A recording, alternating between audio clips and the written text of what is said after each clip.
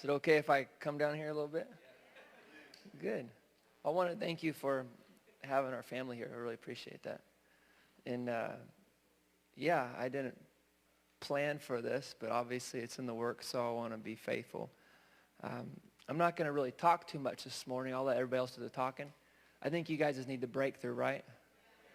I realize at the end of the day, people are like, that's wonderful, but just bring us the goodies. You eat all your food so you can get the dessert. And at the end of the day, what you came here is you just need a breakthrough, right? You put your time into it. You put your money into it. So I'm a problem solver, spiritual engineer. And what that means is an energy technician. And what that means is the faster you can solve the problem and get to A to B, the more worth you are. So I just pretty much consult full time. And have been doing a lot of different things with where we're at kind of as a generation and where we're at as humanity in this going cosmic era. And so I'm not really in churches much. I was told we're supposed to be heavenly minded, but and so I like Seattle. It has a space needle.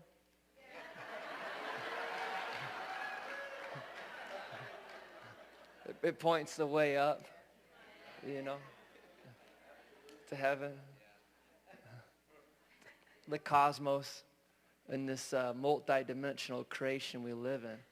That God's in all, above all, and through all things, and fills the whole thing. And it's a beautiful place we live in. We're all in that, and that's also in us. It's one. It really is a unified field if you want it to be. And so what I wanted to do first actually is have a friend of mine that's here with me named Richard. He's from South Africa. And he's currently sang in the United States over in California. But I wanted him to come up and share. I think it was about 6 years ago I went to South Africa. I will say this. I've been off the scene for 5 years about. And I don't really plan on coming back to it. If I do, take this in love, but I'm going to probably have to do it in a non-turf war place, like at a hotel or something. Just because where I walk in my mind, in my world, my orbit, and the relationships I'm in are not what this framework usually is. But you'll see today the fruit will be there. But if I was to talk about what comes with it, it would destroy your box probably. And yeah. I might get a phone call from the Vatican, so we're there in on everything too. So we all love our black box, I like a light box, and so I will say something. As much as I love being in these settings, it's only difficult if I was to just share. What I've noticed when I open my mouth is when the trouble begins. Depending on the setting I'm in. And so on one level, you get a whole lot of extra talk, and really the time, the energy, the effort, the money's not that good for that. Just on that. And then on the other area, you might get the intelligence agencies coming and calling you saying, shh, be quiet, what are you supposed to do? So on one level, you have people that don't believe in you're outside the world. On the other end, the people who are actually intelligence agents will come and like, hey, don't do that. That's national security. I'm like, well, shouldn't we all be able to know the truth? I mean, revisionist history isn't fun. I mean, shouldn't we have real history and real current events and what's really going on in our solar system right now? Because we're supposed to be heavenly minded, cosmic minded, so we're part of this universe. It's nice to know our place in it. I mean, we got Boeing over here, and I love aerospace. That's where you want to know where things are going. It's going to go in the energy technology department, and it's going to go into aerospace. So if you want to know what's going on the earth, I will say one thing. Years ago, I said there'll be a company that comes on the scene named SpaceX. And the biggest thing that'll happen in your generation will be SpaceX. And everyone, when I was in a church environment, looked at me like, what are you talking about? What does that have to do with souls? I'm like, we're supposed to be relevant to our generation. So one thing people think being relevant is actually just getting out of King James and talking normal with someone.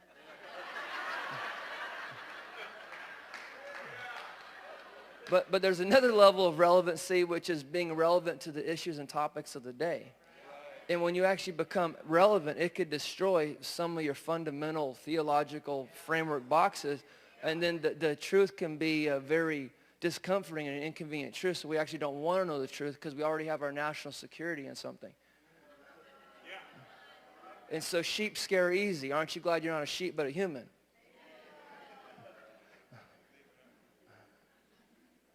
Sheep scare easy and they don't think too much.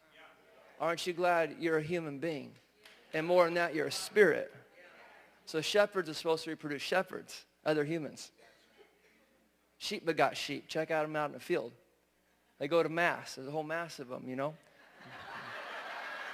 Now we have mass media, just steering committees, you know.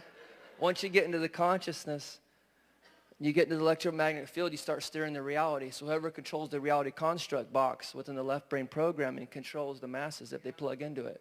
Then we usually get too caught into a personality, into their energy, into their charisma, their magnetism, into their emotions, and then into the setting of what they look like and the setting that they're in. We assume it's established and knows what the heck it's talking about. And then if you want to talk about information, it's like, hey, don't lean on your understanding. It's like, are you kidding me? I thought I was told to get wisdom above all things. And wisdom means you know how things work. You understand the engineering. You understand the process. You understand how to get from A to B. You understand the dynamics. You understand your positioning in it and how to navigate through it successfully in life. So in order to be relevant, we have to know who we are, where we came from, and I mean really came from, and what we're doing here. and what's actually going on in these times. And it might hurt our feelings, but I'd rather know the truth than not know the truth. You know, I'd rather have disclosure than not have it.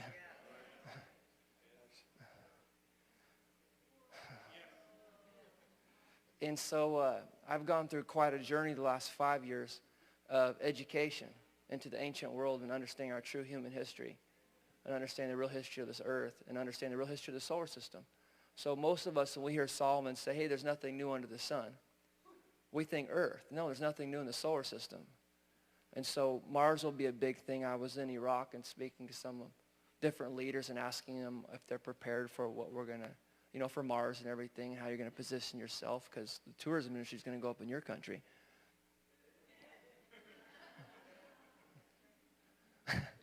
So these are conversations I'm having behind the scenes. Is Mars is a really big deal and always has been. Planet of war. There's a lot going on Mars.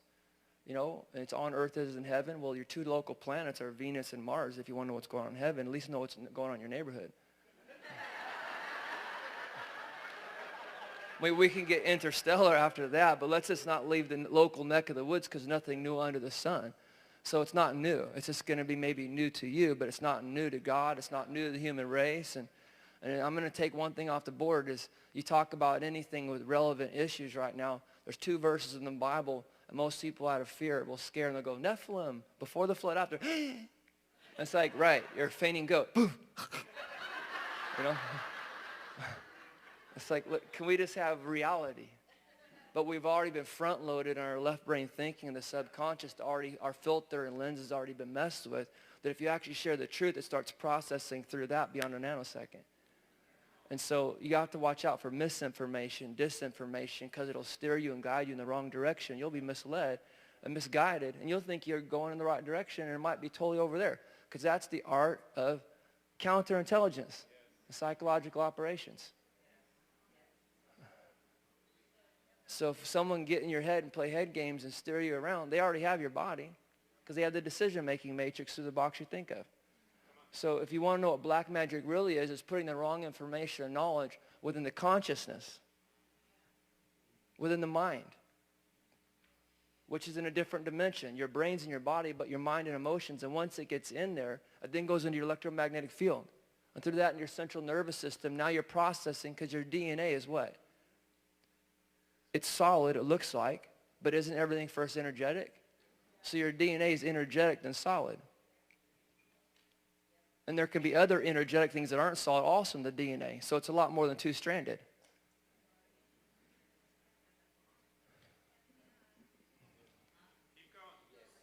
Okay, so it's about the seed. It's about the DNA.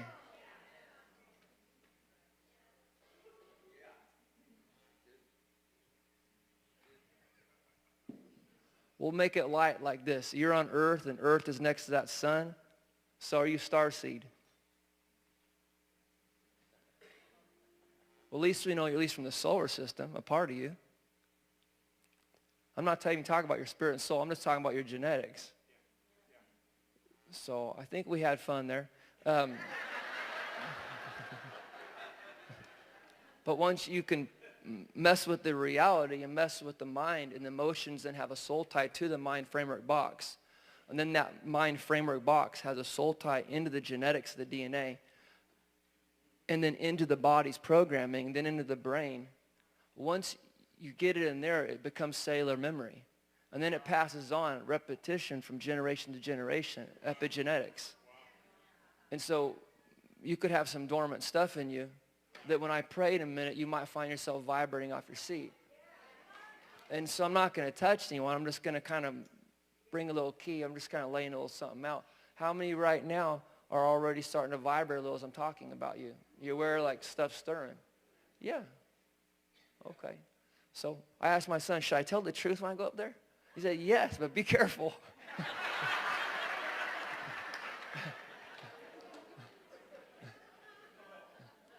So I now understand, I'll just say this, what's going on in my life. And I understand what's been going on in my life. And what I thought it wasn't. But it is God. And so God doesn't fit in our box, but he also might not fit in the boxes we were given that are called his box. Because once you control the history, you control the reality construct. And then if you go outside of that construct, it's not looking to budge. You're wrong. Because this business has worked for a long time. Are you understanding what I'm saying right now? That's why a lot of you are vibrating right now. See, your box may not get it, but the truth resonates. You can't stop the resonance. The word and the spirit agree. I mean, the word and spirit. And so truth is truth. If you're hungry for truth and you're hungry for freedom, you know, it's out there. And it's in there. It's an inner space and it's an outer space. You're not going to heaven. You're already there. Earth is in heaven, the first layer. Be heavenly minded. Well, you need to be earthly minded first because Earth's the first base in heaven. Isn't Earth already in the universe? Isn't the universe the cosmos? Isn't it on Earth as in heaven? Well, first know what's going on in your local world. Is that your home planet from which you open up to be solar system, to be galactic, to be interstellar, to be universal. And that's just getting you to realize I'm standing in the universe right now, which you already are, and you're sitting in it right now too. You're right now sitting on a planet in the whole universe. Yeah.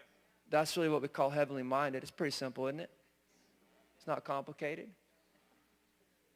So don't just be earthly minded, be heavenly minded. Right now, you and I are standing in the whole universe.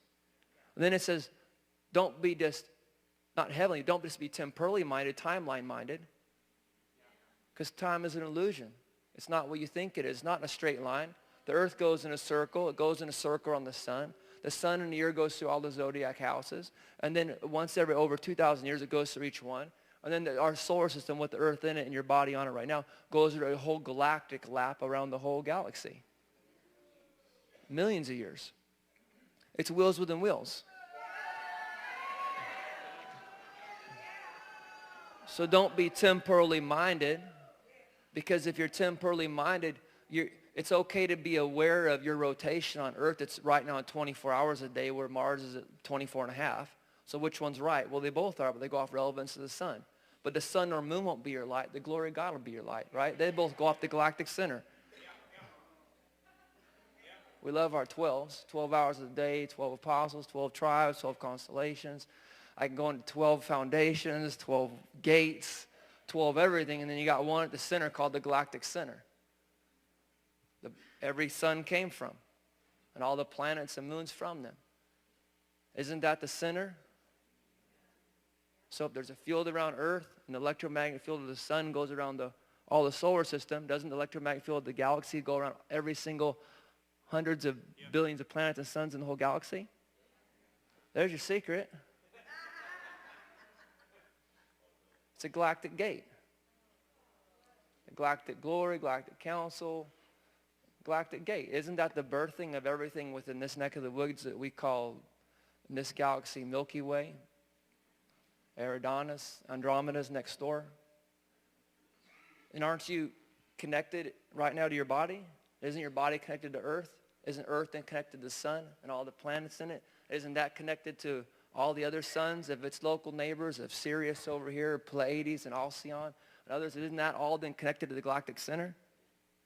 Wouldn't that be the mother of all the suns and all the planets that produce life and hold life? And if it's all energy, it's not even three-dimensional like you see it. So don't be temporally minded, or you might think in straight lines when the whole thing's in a circle.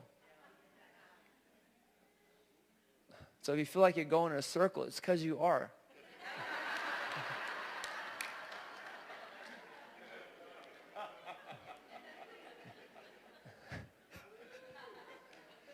So I want to let my friend Richard come up here and share, because 6 years ago we were in South Africa, and that will be a really important place in the days ahead. Because I read that the gold there was good.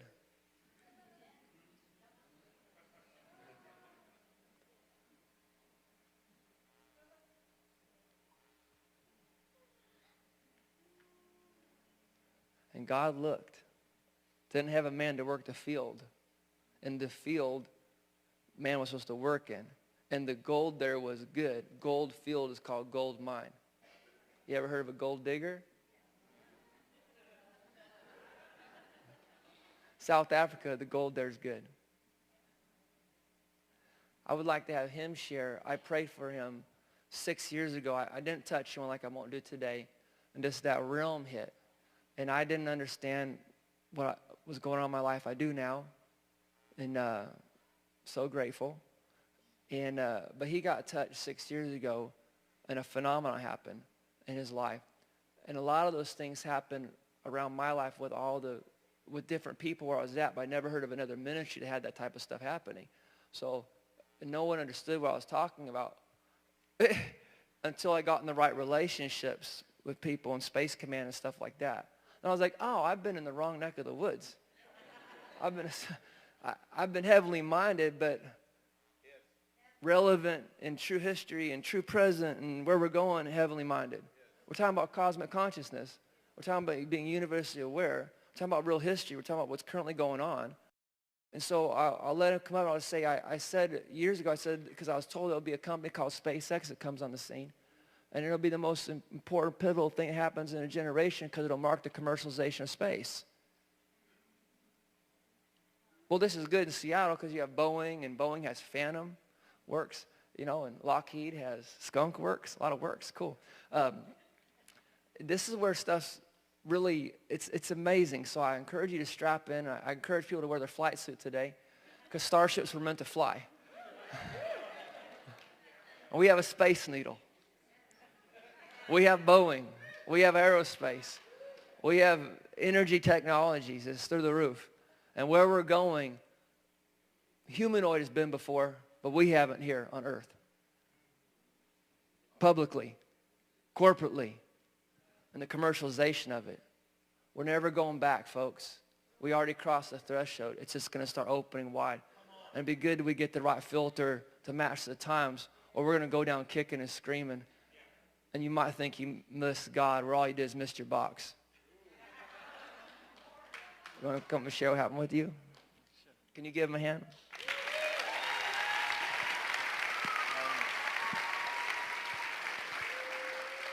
I just want to say that this family is they just release great love and great purity. They're incredible, especially the kiddies. So 7 years ago, I'd never been to a prophetic conference. I've met my wife, and she was filled with the Spirit. She was quite radical, but we were just relatively friends then. And she invited me to go to my first ever prophetic conference. And Jason Westerfield was there, Jess was there, Ocean was there, and Bella was there. And I remember I got, one night, I was standing about over there, and as I'm sharing, I think he's going to do it again. So I was standing about over there, and I remember a wave of power hit, and I thought he said, okay, God's going to release great power, and it's only going to come in a few, and just watch out. So I'm watching out. I'm like, oh no, all these crazy Christians. And then he says, okay, it's coming in 1, 2, 3, and I look around, and then suddenly I get hit by this wave of power. I fly back 2 rows of chairs. I clear out a bunch of chairs, 2 grannies, and some other people. And I go into this encounter. Now I have language for it, but then it was quite scary because I had no language for any of this stuff, and it was just quite intense. And I go into this encounter, and I went into this trance for about an hour, and then post that, for a 7-day period, I would shake under the power of God, and God would come visit me in dreams and visions. I'd sleep 3 hours a night, and I would just shake and shake and shake. Often I wouldn't eat just for 7 days or 6 or 7 days. And during this time, I'd get dreams and visions. I'd see different people that were going to get healed. And some of the phenomenal stuff that started happening, different angels would come and give me algorithms and equations and mathematical things in my sleep. And one of the things that was given to me was an algorithm called AODV, which is Ad Hoc On-Demand Distance Vectors. And I was studying my master's in engineering at the time. And so I was given this, and it was the cornerstone for my master's thesis. So I started researching this Ad Hoc On-Demand Distance Vector algorithm, which is a telecommunication algorithm for shortest path telecommunications, and I was working with the military with that. And so with this, it started just expounding, and quite often when I'd fall asleep during these encounters, I get given new mathematical modeling equations, simulation modeling equations, and whenever I get stuck, I'm not saying it was easy, but whenever I get stuck, I'd fall asleep and have these encounters, and I'd get stuff, and I went on to publish a book. So I went on and published this book, and so I just brought it as a sign and a symbol for what God's going to do and release. But I also went on to, there was so much favor on it that I went on to meet with heads of state. I went on to meet with head of our military, head of our army, head of our navy, head of our air force, and got to share some of the telecommunications stuff that was shown to me and that I'd worked out. And then I went on to be published in China, America, Denmark, and a number of other countries, and just got to go and share stuff, and I had great favor with them. And it continues, but I didn't have a grid for it in the church, and I got activated at that time. And after those 7 days, it didn't just stop. It reduced to maybe about twice a week for a month period, and still I have them. And so at the moment, I'm in a collaboration with Google, and I'm working with a satellite telecommunication company. Yeah, quite often I'll fall asleep, and I'll get what to do next on my projects and stuff. Yeah. Yeah. Yeah. Yeah. So obviously the spirit of testimony releases some great prophecies. So as I'm speaking, what happens, because in that realm is outside of time. So as I start drawing back from those experiences, I'm going up into that realm, I'm going there, and where there was an explosion in the spirit, as I'm starting to share it, I bring it back into this time pocket, because this realm is locked in by time. You don't have to, but this realm is locked in by time, and I'm bringing it into this pocket. So as I'm sharing this testimony, I'm pop, and I'm breaking it out here. So if you just close your eyes, you can assume any position. And I'm just going to open it up, and then I'm going to hand it over to Jason. I'm just going to start just opening it up.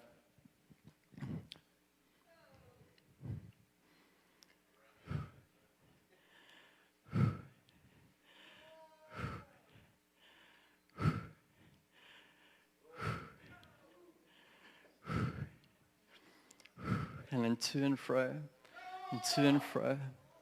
up and down, side to side. To and fro, up and down, side to side. And right now, just speak to the doors and the ancient gates of your mind right now that have been closed. And I speak to the doors and the ancient gates of your mind right now that have been closed, and I speak life just into them right now. So just open up those doors and those ancient gates over minds right now. Over minds right now, and I just start releasing technology, information, because when His glory comes, it just doesn't come for the church realm, but it comes over all the earth. So I just release glory of your mind right now, new technologies. I've been getting a lot of favor just even in the finance realm. I was contacted by the Bloomberg Group 2 weeks ago to just work with government intelligence and with them. So just favor in the finance industry, just open up right now. And you guys are carrying something, like I was carrying something, and God had an assignment for me, and you carrying something inside of you. So I just, right now, just release and activate what you're carrying, what you're carrying. So put your hand on your heart.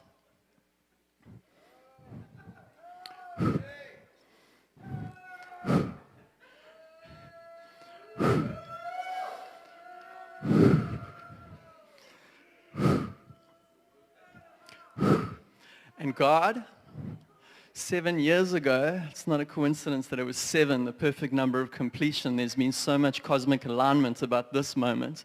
7 years ago to this day, or not to this day, but to this year, I just released great grace over these world changes. And I just release activation today over them. Activation today, Lord God, that they'd have an encounter that would propel them into destiny with favor in this world. I don't look like a man that would stand before military commanders.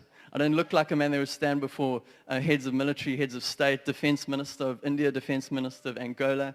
I don't look like that. But God, would you start activating what you prepared for your sons and daughters right now in Jesus' name? Would you start activating what you prepared for your sons and daughters in Jesus' name?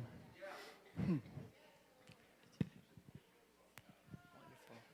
Thank you, God. Well,